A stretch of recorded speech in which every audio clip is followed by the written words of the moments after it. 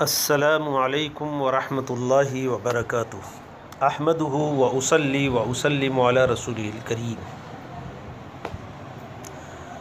محترم حضرات، یہ تعزیت نامہ ہے من جانب جناب ہارون استاد اور ان کی فیملی، کیسر پورہ، گجرات۔ محترم المقام واجب الاحترام حضرت مولانا مفتی ہارون صاحب ندوی دامت برکاتہ العالیہ، السلام علیکم ورحمۃ اللہ وبرکاتہ۔ گزشتہ کل 22 ستمبر 2020 کو آپ کے بیٹے فرحان کے انتقال کی خبر سنی۔ انا للہ و انا الیہ راجعون۔ ان للہ ما اخذ ولہ ما آتا وکل عندہ بعجل مسمی فلتصبر ولتحتسب۔ بے شک جو اللہ نے لے لیا وہ اسی کا ہے، اور جو اس نے دے دیا وہ اسی کا ہے، اور اس کے نزدیک ہر شخص کا ایک وقت مقرر ہے، لہذا تمہیں صبر کرنا چاہیے، ثواب کی امید رکھنی چاہیے۔ یہ خبر سنتے ہی ہماری فیملی نے آپ کے بیٹے کے لیے خوب دعائیں کی، اور اس سے پہلے بھی جب بیمار تھا تو اس کی شفا یابی کے لیے دعا کرتے رہے۔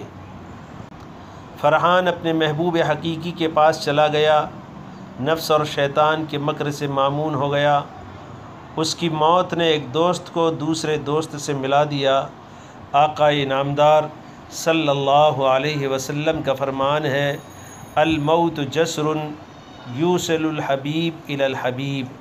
ہم نے اپنے اکابر سے یہ سنا ہے کہ من احب لقاء اللہ احب اللہ لقاءہ۔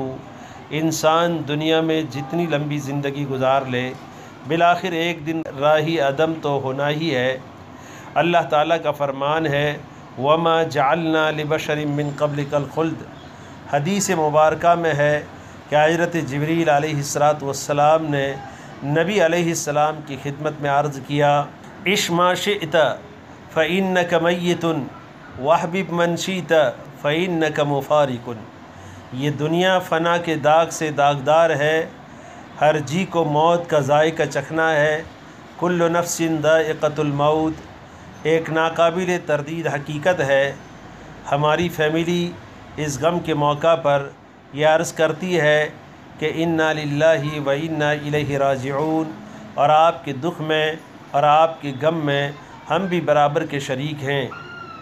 ہم کو یقین ہے کہ بیٹا فرحان اپنے رب کے پاس پہنچ کر خوش ہو گیا ہوگا، اور زبان حال سے یہ کہہ رہا ہوگا، یا لیت قومی یعلمون بما غفر لی ربی وجعلنی من المکرمین۔ اللہ تعالی ہم سب کو صبر کے ساتھ اس حادثہ کو برداشت کرنے کی توفیق عطا فرمائے، اور زندگی کے بقیہ لمحات شریعت و سنت کے مطابق گزارنے کی توفیق عطا فرمائے، آمین یا رب العالمین۔ من جانب ہارون استاد راجپورہ، حافظ یاسر، حکیم مولانا عارف، حافظ جمیل وغیرہم، نیز ناچیز غلام محمد پٹیل بھی حضرت مولانا ہارون صاحب کی خدمت میں ان کے بیٹے کے اس حادثہ فاجعہ پر تعزیت پیش کرتا ہے، اور اس کے لیے ایصال ثواب و دعائے مغفرت کرتا ہے۔ اللہ قبول فرماوے، آمین یا رب العالمین۔